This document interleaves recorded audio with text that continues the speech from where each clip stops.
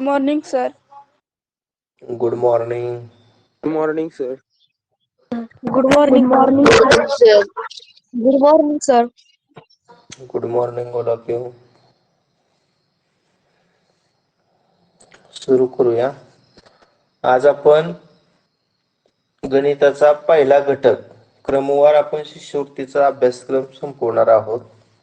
आता वळणच घेऊया. पहिलं प्रकरण आहे 5 संख्या ज्ञान. या संख्या ज्ञानामध्ये नैसर्गिक संख्या, पूर्ण संख्या, पूर्णांक संख्या, परिमेय संख्या, अपरिमेय संख्या आणि वास्तव संख्या हा भाग आपण अभ्यासणार आहोत.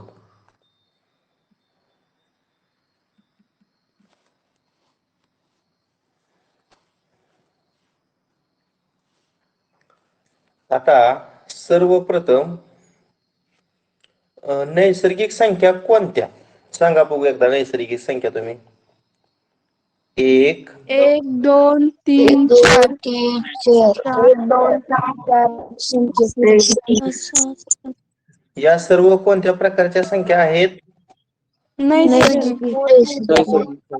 नैसर्गिक संख्या किंवा त्यालाच आपण काय म्हणतो? मोज संख्या. आता मला सांगा सर्वात मोठी नैसर्गिक संख्या कोणती रे? सर सर्वात मोठी नैसर्गिक संख्या सांगता येत नाही. आणि सर्वात लहान नैसर्गिक संख्या कोणती रे? एक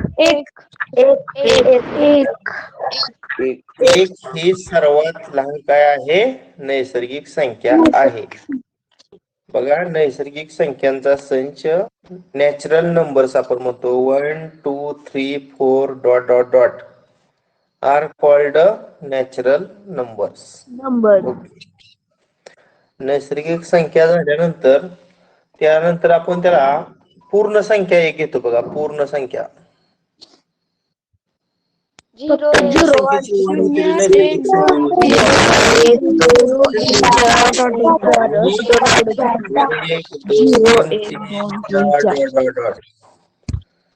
या सर्व पूर्ण संख्या आहेत. म्हणजे नैसर्गिक संख्यांच्या समूहामध्ये 0 या संख्या समाविष्ट केलेल्या आहेत. आणि या सर्व संख्यांच्या समूहाला आपण काय म्हणतो? पूर्ण संख्या असं म्हणतो. आता सर्वात लहान पूर्ण संख्या कोणती? 0 ही सर्वात लहान पूर्ण संख्या आहे. आणि सर्वात मोठी पूर्ण संख्या कोणती? सांगता नाही. सर्वात मोठी पूर्ण संख्या सांगता येत नाही. त्यानंतर बघा डॉट डॉट डॉट -3 -2 -1 0 1 2 3 आणि पुढे डॉट डॉट डॉट. आता मूळच्या संख्या याच्यामध्ये कोणकोणत्या आहेत पहा. पूर्ण संख्यामध्ये 0 होतं, 1 होतं, 2 होतं, 3 होतं. म्हणजे शून्याच्या उजवीकडच्या सर्व संख्या पूर्ण संख्येच्या समूहामध्ये होत्या. मग वेगळ्या कोणत्या? -1 -2 -3 -4 डॉट डॉट डॉट. या संख्येची पूर्ण संख्यांच्या समूहामध्ये वाढ झाली. मग अशा सर्व संख्यांचा जो समूह आहे याला कोणत्या संख्या म्हणतात? पूर्णांक संख्या.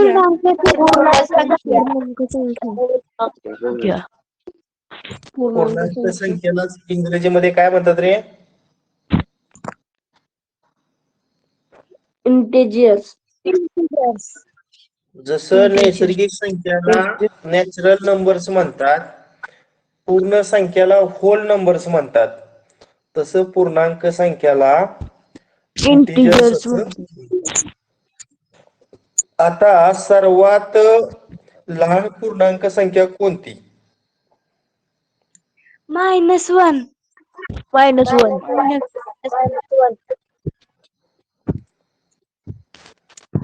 मी काय विचारलंय? सर्वात सर सांगता येत लहान. नाही. सांगता येत नाही. सर्वात लहान पूर्णांक संख्या सांगता येत नाही, कारण इकडे डाव्या बाजूला डॉट डॉट आहे. असं जर विचारलं असतं सर्वात मोठी ऋण पूर्णांक संख्या कोणती, सर्वात मोठी ऋण पूर्णांक संख्या वजा 1 आली असते. -1. आणि सर्वात लहान ऋण पूर्णांक संख्या मात्र सांगता येत नाही. नाही. आवाज लगेच म्यूट करायचा, बोलायच्या वेळेस फक्त अनम्यूट व्हायचं, म्हणजे खरखर असा आवाज येत नाही. त्यानंतर आपल्याला पाहायचं आहे परिमेय संख्या. आता या परिमेय संख्यालाच इंग्रजीमध्ये काय म्हणतात? Rational number. रॅशनल नंबर म्हणतात, बरोबर आहे. आता रॅशनल नंबरची व्याख्या पहा. जर पी हा पूर्णांक असेल पहा, किंवा पी ही पूर्णांक संख्या असेल, त्याच पद्धतीनं क्यू हा पूर्णांक असेल, पण क्यू हा शून्य नसेल, म्हणजे शून्येतर पूर्णांक संख्या असेल, शून्य नसणारी पूर्णांक संख्या असेल क्यू ही, तर पी छेद क्यू हा जो अपूर्णांक आहे, या अपूर्णांकाला काय म्हणायचं? परिमेय संख्या.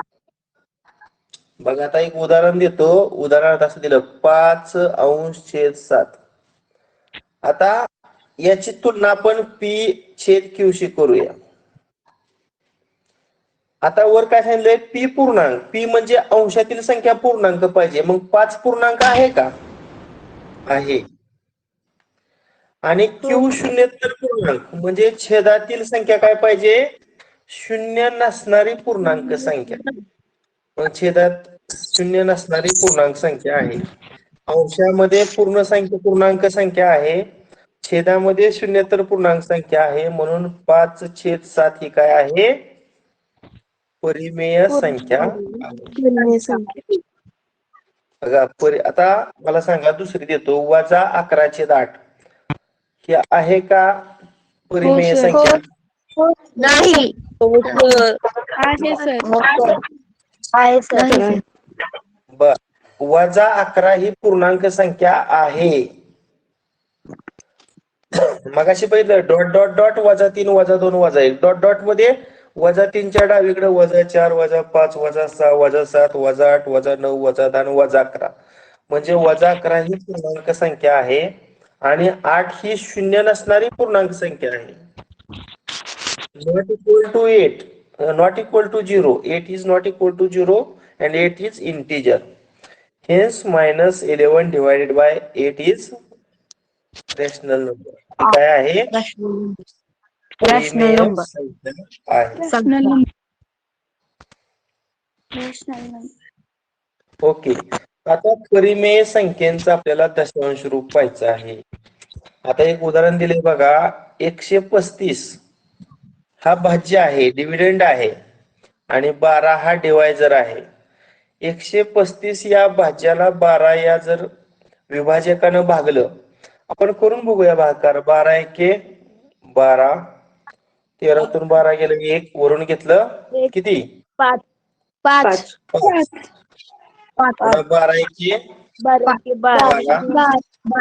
वजाबाकी 3. आता 135 नंतर आपण दशांश न देऊन किती शून्य घेऊ शकतो? आता दशांश नंतरचा शून्य घ्यायचे म्हणजे भागाकारात दशांश द्यायचं, मग शून्य घ्यायचं. आता बोला, 12 दुनी 24, वजाबाकी 6, वरून घेतला 0, आणि 12 पंचे 60. आता या उदाहरणामध्ये बाकी किती आलेले आहे? शून्य. शून्य आलेली आहे, याचा अर्थ भागाकाराची क्रिया पूर्ण झालेली आहे. बाकी शून्य आलेले आहे, याचा अर्थ भागाकाराची क्रिया पूर्ण झालेली आहे. मग भागाकार करून आलेली संख्या कोणती आहे रे? 11.25. 11.25. 11.25. या संख्येत 5च्या पुढे कोणता अंक आहे का इथं? 5च्या पुढं नाही. नाही. म्हणजेच 11.25 हे दशांश रूप खंडित आहे. 11.25 हे दशांश रूप कसं आहे? खंडित. खंडित. भागाकार क्रिया संपलेली आहे म्हणून हे दशांश रूप खंडित आहे. सगळ्यांना खंडित दशांश रूप समजलं का? हो सर. सर. ज्यावेळेस बाकी शून्य येते हो आणि जो भागाकार असतो ते दशांश रूप हे खंडित असतं. ते दशांश रूप कसं असतं? खंडित असतं. खंडित.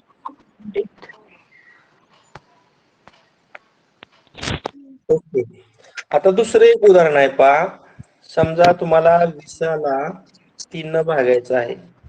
आता 20 म्हणजे 20.0000 असं आपण लिहू शकतो. मग 3 18. 18. 20 18 गेलं 2. 2. दशांश नंतरचा शून्य घ्यायचे म्हणून वर दशांश दिलं आणि मग शून्य घ्यायला आपल्याला परवानगी. 3 18. 18. 20 + 18 2. पुन्हा वरनं घेतला शून्य. 3 18. वरून घेतला शून्य. 0. अखंडित. असं कायम 6 येत राहणार ना. अखंडित. म्हणजे अखंडित 20 भागिले 3 या संख्येचा भागाकार 6.666. हा 6 अंक पुन्हा येणार आहे. भागाकारामध्ये अपूर्णांक भागामध्ये 6 अंक पुन्हा येत आहे. भागाकाराची क्रिया अखंड पुढे चालू राहणार आहे. 6 हाच अंक पुन्हा येत असल्यामुळे 6 या एकाच अंकाचा आवर्त आहे. म्हणजे 6 हा एकच अंक पुन्हा येतोय. म्हणून भागाकाराचं हे दशांश रूप कसं आहे? अखंड आहे. कसं आहे? अखंड आहे. अखंड. त्याचप्रमाणे 6 या अंकाचं आवर्त होत आहे म्हणून 6 ही संख्या आवर्ती आहे. म्हणजे आवर्ती. म्हणजे दशांश रूप कसं आहे? अखंड व आवर्ती आहे. दशांश रूप कसं आहे? अखंड व अखंड आवर्ती व आहे. आवृत्ती. आता दशांश चिन्हाच्या डावीकडचा जो पूर्ण भाग आहे तो लिहायचा. फक्त दशांश चिन्हाच्या उजवीकडे जो 6 अंक आहे तो पुन्हा येतोय म्हणून 6 च्या डोक्यावर टिंब द्यायचा किंवा काही जण आडवी रेष ओढतात. 6.6 आणि 6च्या डोक्यावर हे आवर्ती चिन्ह द्यायचं. समजलं का?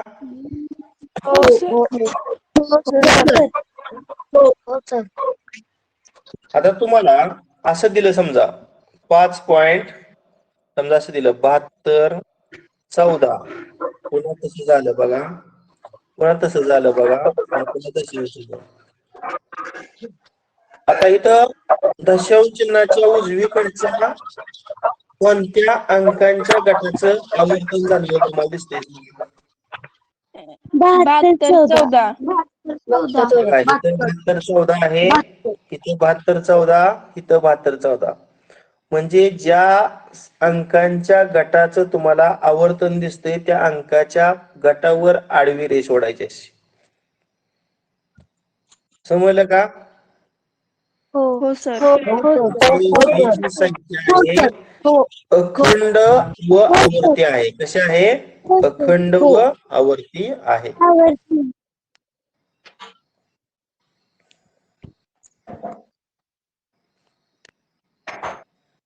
ओके. आता अखंड आवर्ती दशांश रूपातील प्रत्येक संख्या ही परिमेय असते पहा. अखंड आवर्ती दशांश रूपातील प्रत्येक संख्या काय असते? परिमेय संख्या असते. आता मग बऱ्याच जणांना वाटणार 135 भागिले 12. आता मगाशी याचा आपण दशांश रूप काय काढलं होतं? 11.25 असं काढलेलं होतं. आता ही संख्या परिमेय असेल का? पहिली जी व्याख्या आपण परिमेय संख्येची वाचली याच्यानुसार अंशातील संख्या इंटिजर असेल, छेदातील संख्या इंटिजर असेल आणि छेद शून्य नसेल तर ती संख्या परिमेय असते. पी पूर्णांक संख्या क्यू ही शून्येतर पूर्णांक तर पी छेद क्यू ला आपण परिमेय संख्या मानतो. म्हणजे त्या व्याख्येनुसार अंशामध्ये पी म्हणजे पी ची किंमत 135. 135 ही पूर्णांक संख्या आहे. छेदामधील 12 ही सुद्धा शून्येतर पूर्णांक संख्या आहे. त्या व्याख्येनुसार 135 भागिले 12 ही काय आहे? परिमेय संख्या आहे. आणि आता आपण दुसरी संख्या पाहिली किंवा व्याख्या पाहिली, अखंड आवर्ती दशांश रूपातील प्रत्येक संख्या परिमेय असते. आता या ठिकाणी अखंड आहे का रे?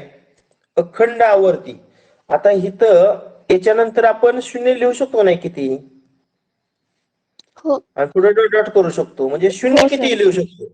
म्हणजे या ठिकाणी शून्य या संख्येचं तुम्हाला आवर्तन झालेलं दिसतंय, म्हणून याला आपण अखंड आवर्ती दशांश रूपातील संख्या सुद्धा म्हणू शकतो. म्हणून ही संख्या त्या व्याख्येनुसार सुद्धा कशी आहे? परिमेय आहे. आता 20/3 याचं दशांश रूप आपण काढलं होतं किती? 6.6666 डॉट डॉट. ही संख्या आपण 6 नंतर जे 6चा आवर्त होतंय त्या 6च्या डोक्यावर आडवी रेष ओढली, आडवी रेघ ओढली. म्हणजे या ठिकाणी हा भागाकार सुद्धा अखंड आहे आणि 6 आवर्त आहे, म्हणजे अखंड आवर्ती दशांश रूपातील संख्या आहे. म्हणून ही सुद्धा काय आहे? तर परिमेय संख्या आहे. कोणाचा आवाज येतोय? कर कर कर कर. हा, आता आपल्याला पाहायचं आहे अपरिमेय संख्या. इरॅशनल नंबर आपण म्हणतो याला. अपरिमेय संख्येला काय म्हणतो? इरॅशनल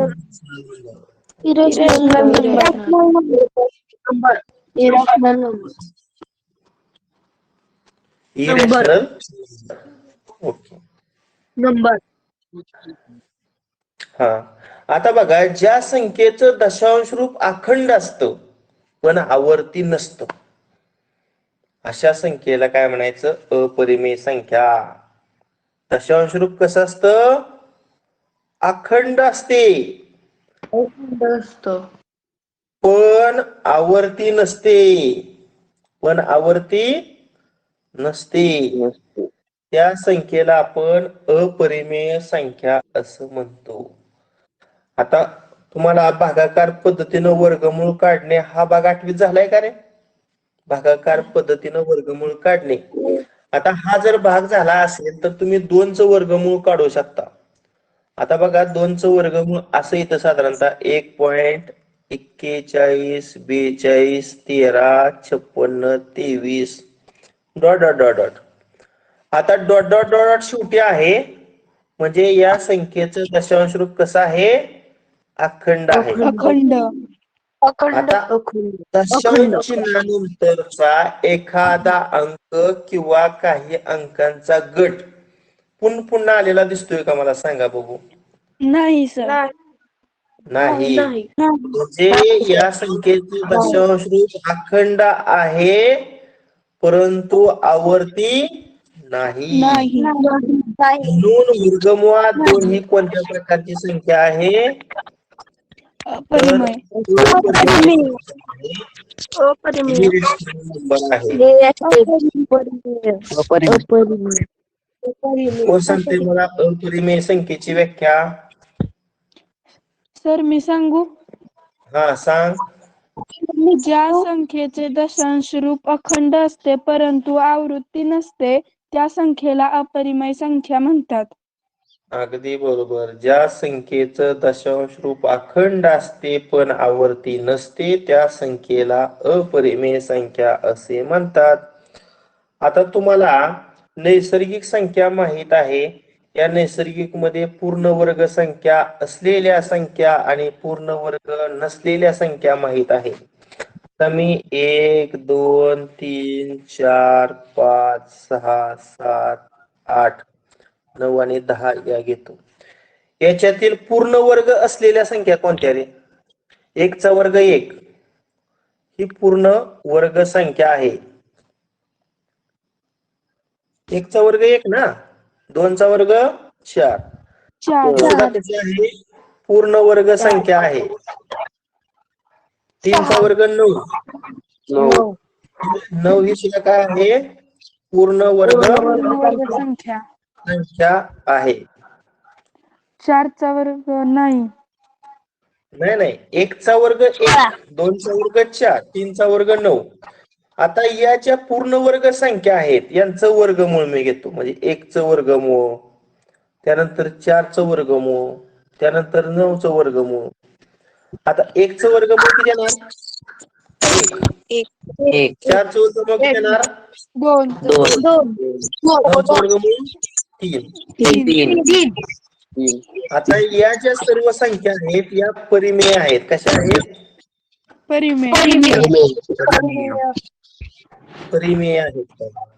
याचाच अर्थ पूर्ण वर्ग असणाऱ्या संख्येची वर्गमूळ परिमेय संख्या असतात. काय सांगितलं वाक्य? पूर्ण वर्ग असणाऱ्या संख्यांची वर्गमूळ काय असतात? परिमेय संख्या. परिमेय संख्या. आता याच्या उलट पूर्ण वर्ग नसलेल्या संख्या 2, 3, 5, 7, 8 आणि 10. 11, 26. आता पुढच्या राहू द्या. 10 पर्यंतच आपण विचारत घेऊया.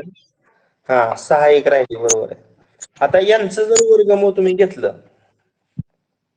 तर या परिमेय असणार का अपरिमेय असणार? अपरिमेय. सर्व कशा असणार? अपरिमेय. Irrational number. म्हणजेच याच्यावरून आपण एक वाक्य तयार करू शकतो. पूर्ण वर्ग नसणाऱ्या संख्यांची वर्गमूळ अपरिमेय संख्या असतात. काय वाक्य सांगितलं तुम्हाला? पूर्ण वर्ग नसणाऱ्या संख्यांची वर्गमुळे अपरिमेय असतात. अपरिमेय. पूर्ण वर्ग नसणाऱ्या संख्यांची वर्गमुळे अपरिमेय संख्या असतात. समजलं का हा भाग? हो सर. आपल्याला माहिती आहे परिमेय अपरिमेय नंतर वास्तव संख्या. वास्तव संख्येला आपण काय म्हणतो इंग्रजीमध्ये? Real numbers. रियल नंबर्स वास्तव संख्या. आता बघा, परिमेय संख्या व अपरिमेय संख्या या दोन्हींचा मिळून जो संख्या समूह तयार होतो त्याला वास्तव संख्यांचा समूह असे म्हणतात.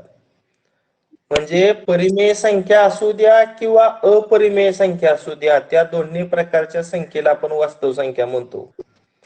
एनी नंबर इज रॅशनल और irrational, it is called real number. मग आता प्रत्येक परिमेय संख्या ही वास्तव असते, त्याच पद्धतीनं प्रत्येक अपरिमेय संख्या ही सुद्धा वास्तव संख्या असते. आता एक परिमेय संख्येचं उदाहरण घेतो. आता ही कोणत्या प्रकारची संख्या आहे आणि ही कोणत्या प्रकारची संख्या आहे सांगा? 4चं वर्गमूळ कोणते? परिमेय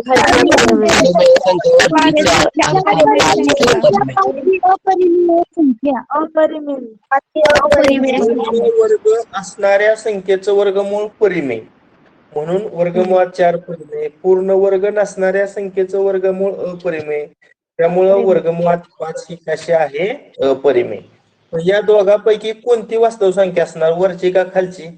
दोन्ही पण. वर्गमुळात 4 ही सुद्धा वास्तव संख्या असणार आणि वर्गमुळात 5 ही सुद्धा काय असणार? वास्तव संख्या असणार. त्यामुळं प्रत्येक परिमेय संख्या वास्तव असते. हे विधान सत्य का असत्य? सत्य. प्रत्येक अपरिमेय संख्या वास्तव असते, हे विधान सत्य का असत्य? सत्य.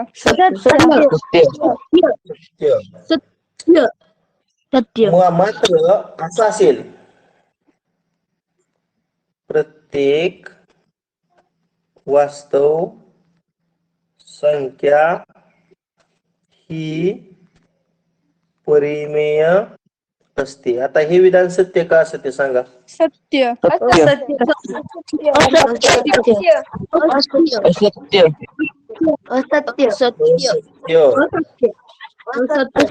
असत्य. वास्तव संख्येमध्ये परिमेय सुद्धा असू शकते ना अपरिमेय संख्या सुद्धा असू शकते. समजा मी वास्तव संख्या अपरिमेय घेतली तर अपरिमेय संख्या ही कधीही परिमेय संख्या नसते, लक्षात ठेवा. अपरिमेय संख्या आणि परिमेय संख्या ही पूर्णपणे वेगळी. मग ह्याचा अर्थ कसा झाला? प्रत्येक अपरिमेय संख्या परिमेय संख्या असते, हे विधान असत्य. वास्तवमध्ये परिमेय पण आपण घेऊ शकतो ना, अपरिमेय. त्यामुळे बघा, पहिल्यांदा जर वास्तव शब्द आला का नाही तर ते विधान असत्य मानायचं. मात्र त्या वाक्यामध्ये शेवटी जर वास्तव संख्या शब्द असेल तर ते विधान सत्य असतं. आता असं एक विधान तुम्हाला दिलं, प्रत्येक अपरिमेय संख्या ही नाही, अगोदर एकच मिनिट, इथे मला शब्द थोडा बदलू द्या. प्रत्येक वास्तव संख्या ही अपरिमेय असते. असत्य. असत्य. असत्य.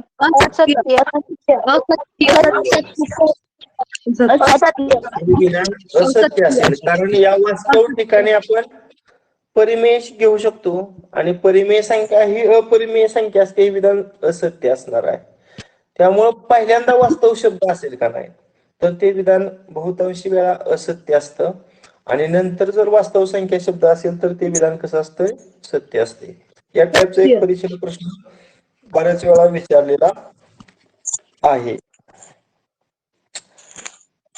अजून कोणतरी अनम्यूट व्हा, आवाज खरखर येतोय. कोणत्याही संख्येतील अंकांच्या एकक, दशक, शतक अशा स्थानानुसार त्या अंकांची स्थानिक किंमत ठरवली जाते. आता एकक, दशक आणि शतक, आता उदाहरणार्थ बघा, 7583 ही 4 अंकी संख्या आहे. याच्यातील एकक कोणता रे? 3. 8 काय? दशक. 5 काय? शतक. आणि 7 काय? हजार. काय म्हणतो आपण दुसरा शब्द? सहस्त्र. शस्त्र. आता एकक म्हणजे किती गुणायचं? 1 न. दशक म्हणजे 10. शतक म्हणजे 100. आणि हजार म्हणलं की आता या संख्येतील अंकाची स्थानिक किंमत काढताना 3 एकक स्थाने आहे म्हणून 3 ला 1 न गुणलं की 3 ची स्थानिक किंमत किती आली? 3. 8 दशक स्थाने आहे, मग 8 ला 10 न गुणलं की 8 ची स्थानिक किंमत किती आली? 5 शतक स्थाने आहे, मग 5 ला 100 न गुणल्यानंतर 5 ची स्थानिक किंमत आणि 7,000 स्थाने आहे, 7,000.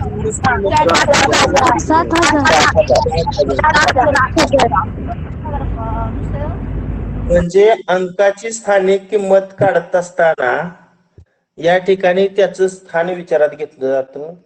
तो अंक एकक स्थानी आहे की दशक स्थानी आहे की शतक स्थानी आहे की सहस्त्र स्थानी आहे की दशसहस्त्र स्थानी आहे, त्या स्थानानुसार त्या ठिकाणी त्या अंकाची स्थानिक किंमत ठरवली जाते.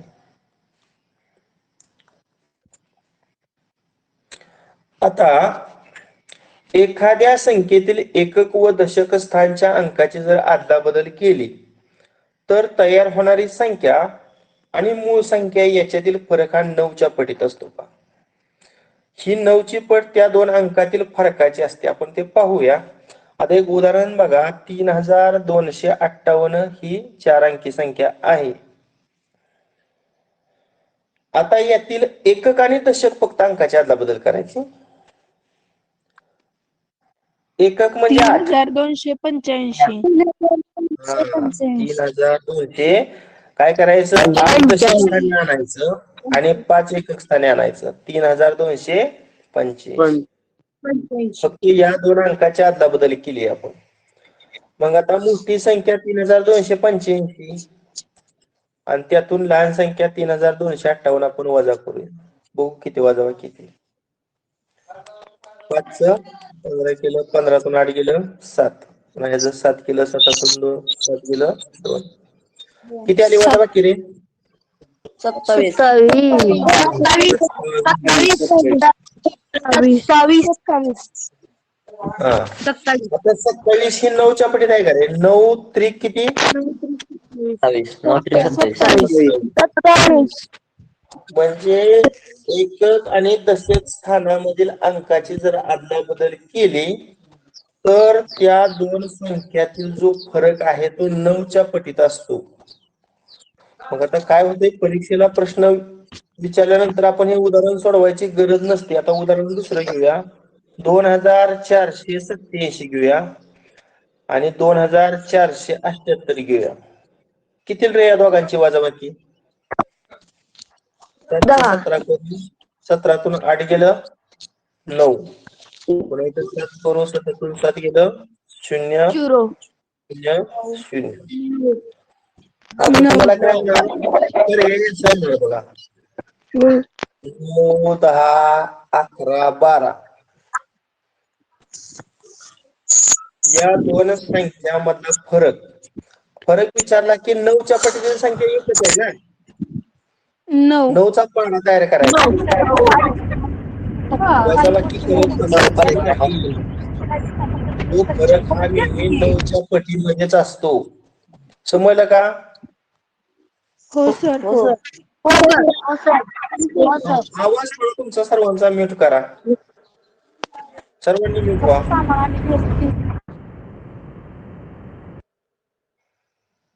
हा ओके. म्यूट झाल्यानंतर सर्व शांतता वाटते. फक्त बोलायची वेळेस अनम्यूट व्हायचं आणि पुन्हा लगेच म्यूट व्हायचं. ओके, म्हणजे सर्वांना आवाज व्यवस्थित ऐकू येईल. आता आपल्याला पुढचं पाहायचंय पहा.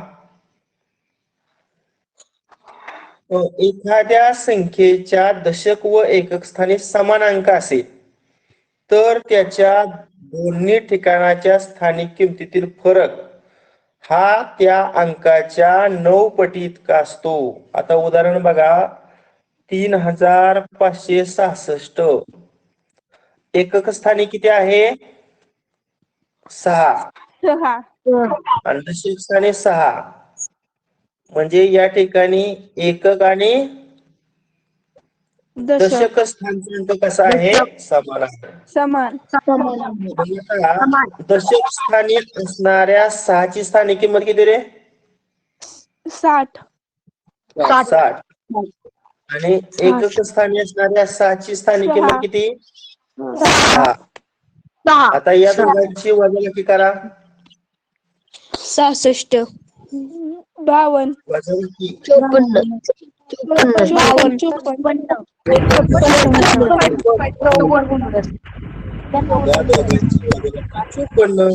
आणि 54 ही 9च्या पटीत संख्या आहे का रे? 9 सक 54. मला सांगायचं असं आहे की तुम्हाला काय करणार, पर्यायामध्ये बघा असं देणार 53 देणार, 59 देणार, 54 देणार आणि 62 देणार. हे तुम्ही करत बसायचं नाही. सरळ काय करायचं, 9च्या पटीतील ह्यातला कोणती संख्या बघा.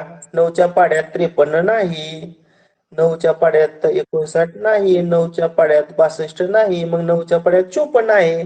म्हणजे याचं उत्तर 54 असेल. जर एकक आणि दशक स्थानी समान अंक असेल आणि तुम्हाला त्यांच्या स्थानिक किमतीतील फरक विचारला तर तो स्थानिक किमतीतील फरक हा नेहमी 9च्या पटीमध्ये असतो. समजलं का? हो सर.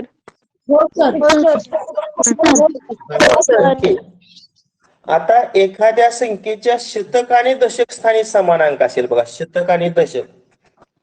आता हे बघा, हे कोणतं स्थान आहे? दशक.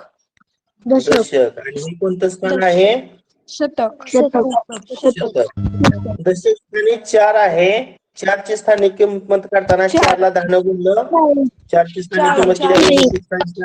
40. शतक स्थानी 4 आहे, त्या 4ला 100 न गुणलं. 400. आता या दोघांची आपण करूया वजाबाकी. किती वजाबाकी? 430. हा, वजाबाकी किती आली? 360. आता बघा, आता ही जी 360 वजाबाकी आलेली आहे ती 90च्या पटीत आहे बघा. 90च्या 90 गुणिले 4 केल्यानंतर किती येतं?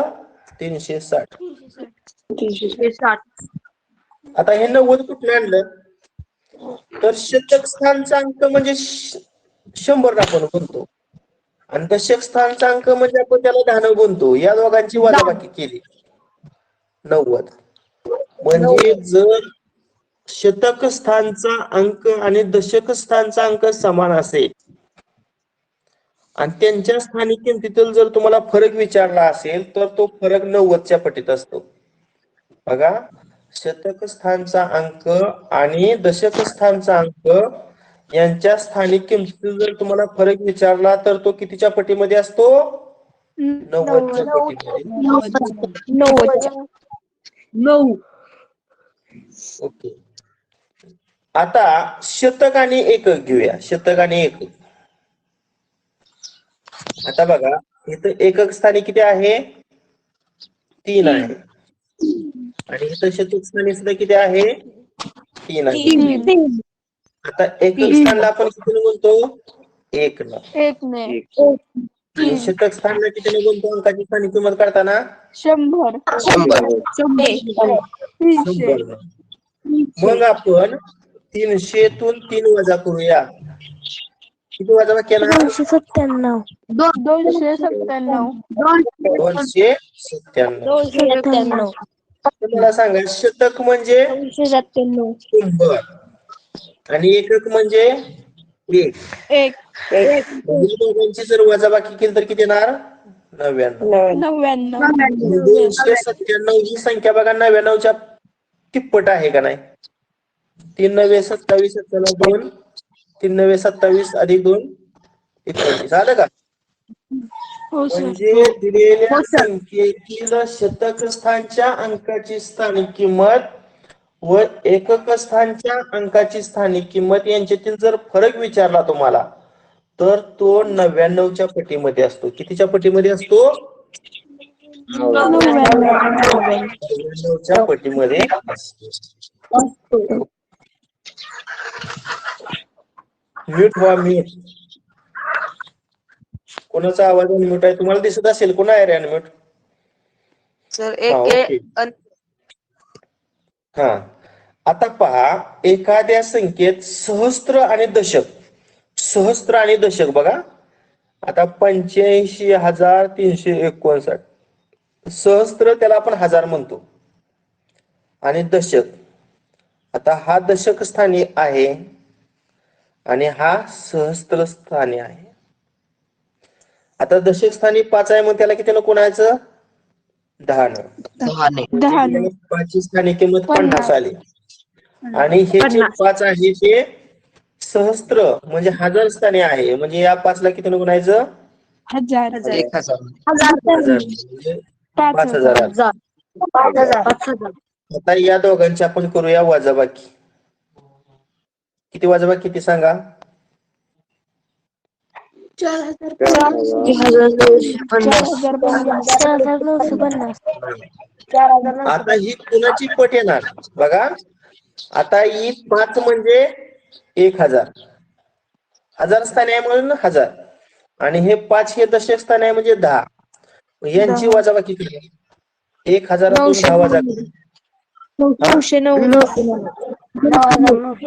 या 990 ची ही 5 पट आहे का नाही बघा. पण 5 0 0 5 9 45 चला 4 5 9 45 आणि 4 49 आहे का? म्हणजे या ठिकाणी सहस्त्र स्थानचा अंक आणि दशक स्थानचा अंक यांच्या स्थानिक किमतीतील फरक काढताना तो फरक हा 990च्या पटीमध्ये असतो. कितीच्या पटीमध्ये असतो? 990च्या पटीमध्ये असतो.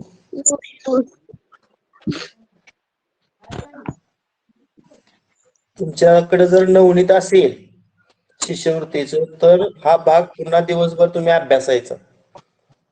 मी नवनीत मधलाच भाग घेतोय. पहिला घटक चालू केलाय आपण संख्या ज्ञान, त्यामधला पहिला उपघटक आज आपण चालू केलाय. आता 0 ते 9 पर्यंत एकूण एक अंक किती असतात तरी? 9. 0 1 2 3 4 5 6 7 8 9 मोजा किती आहे? 10. 9 आहेत का नाही आहेत? 10. आता तुम्हाला विचारलं 5 अंकी मोठ्यात मोठी संख्या कोणती सांगा? 99,999. 99,999. 5 अंकी मोठ्यात मोठ्या संख्या कोणती? 99,999. आणि 5 अंकी लहानात लहान संख्या काढताना आपल्याला दशक सहस्त्र स्थानी 0 घेतलं की 5 अंकी संख्या बनत नाही. त्यामुळं दशक सहस्त्र स्थानी 1 घ्यायचं आणि त्याच्या पुढचं सगळं काय घ्यायचं? 0 घ्यायचं. 0. म्हणजे 5 अंकी लहानात लहान संख्या कोणती? 10,000. 5 अंकी लहानात लहान संख्या असणार आहे. त्यानंतर मोठ्यात मोठी संख्या कशी लिहायची पहा. आता उदाहरणार्थ तुम्हाला असं विचारलं 3 5 9 1 याच्यातील मोठ्यात मोठी संख्या कोणती किंवा या 4 अंकाचा उपयोग करून एक अंक एकदाच वापरून तयार होणारी मोठ्यात मोठी संख्या. एक अंक एकदाच 9,531. सर्वात मोठा अंक पहिल्यांदा लिहायचा. सर्वात मोठा अंक कोणता? 9 पहिल्यांदा लिहायचा. 9. आणि त्यानंतर उरलेला अंक उजवीकडे कशा क्रमाने लिहायचं? उतरत्या क्रमानुसार लिहायचं. आता उतरता क्रम म्हणजे 5 अगोदर 3 आणि नंतर 1. ही झाली सर्वात मोठी संख्या. आणि लहानात लहान संख्या लिहिताना डावीकडे सर्वात लहान संख्या आणि राहिलेल्या अंकांचा 9. ही झाली 4 अंकी लहानात लहान संख्या की ज्या संख्येमध्ये एक अंक आपण एकदाच लिहिणार आहोत. आवाज म्यूट करा. कोणाचा आवाज येतोय रे अजून? हा, पण प्रॉब्लेम असा येतो बरं का, एखादा जर अंक 0 असेल का नाही तर मात्र प्रॉब्लेम बऱ्याच वेळा येतोय. आता याच्यापासून विचारलं तुम्हाला, हे 5 अंक दिलेले आहेत, लहानात लहान संख्या कोणती? लहानात लहान अंक 0 हा सगळीकडे डावीकडे लिहून चालेल का रे? तुम्हाला 5 अंकी संख्या बनवायची आहे. बघा किती अंकी संख्या बनवायची आहे? 10,589. मग सगळ्यात डावीकडे कुठलं लिहू? 0 लिहिता येत नाही. 0 पेक्षा मोठं 1 लिहायचं. नंतर 0 लिहायचं. 10,000 5 8 आणि 9 10,589 ही या 5 अंकाने तयार होणारी लहानात लहान संख्या आली. म्हणजे 0 हा अंक डावीकडून दुसऱ्या स्थानी लिहायचा. 0 हा अंक कुठे लिहायचा? डावीकडून दुसऱ्या स्थानावर. हा, ओके.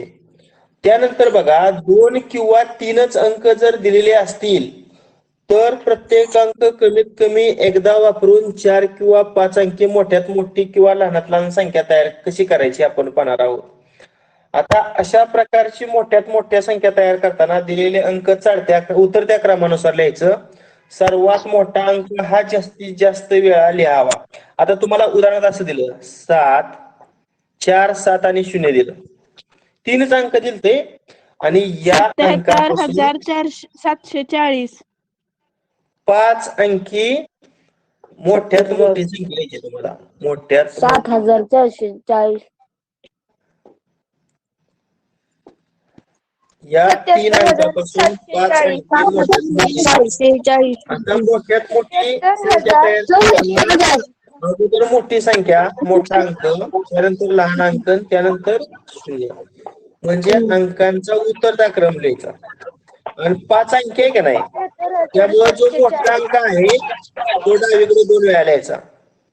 म्हणजे 77,740 ही या 3 अंकापासून तयार होणारी 5 अंकी काय असणार आहे, मोठ्यात मोठी संख्या असणार आहे. आता असं दिलं 792, लहानात लहान संख्या तयार करायची आहे आपल्याला. 22,279.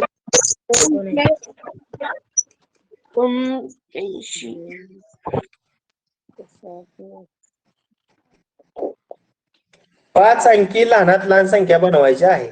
आता लहानात लहान म्हणलं की चढता क्रम का उतरता क्रम रे? चढता क्रम. चढता क्रम. 2 पुन्हा 7 आणि पुन्हा 9. आता 5 अंकी बनवायचे म्हणून हे 2 डावीकडे 2 वेळा लिहायचं. म्हणजे 22,279 ही 5 अंकी कशी असणार आहे, लहानात लहान संख्या असणार आहे. आता 907 हे 3च अंक दिलं पहा. आता 5 अंकी लहानात लहान संख्या तयार करायची. 70,009. 5 अंकी लहानात 70,009. थांबा 1 मिनिट. 5 अंकी लहानात लहान संख्या 70,009. असं 7,9 असं लिहिता येईल का रे? नाही सर. नाही. हा नाही सर. 77,790. 907. अगोदर काय करायचं, हा 0 आहे का नाही, तो मध्ये 3 वेळा दिला आणि 7 आणि 9 मधलं लहान आहे तिकडे लिहिलं आणि 9 इकडे लिहिलं. बरोबर आहे ना? एक अंक एकदाच वापरायचा आहे. हा 907 हे अंक जर दिलं तर 5 अंकी लहानात लहान संख्या 70,009. ओके. अशा पद्धतीनं आपण थेरॉटिकल भाग आजचा संपवलेला आहे. पुन्हा एकदा हा भाग सगळा पहा आणि याच्यावर आधारित जी उदाहरणं आहेत नवनीतामध्ये ती सगळी सोडवण्याचा सराव करा, तरच तुम्हाला याचा फायदा होणार आहे, अन्यथा फायदा होणार नाही. आणि महत्वाचा मुद्दा आहे ते वहीमध्ये लिहून काढा आणि सराव करा.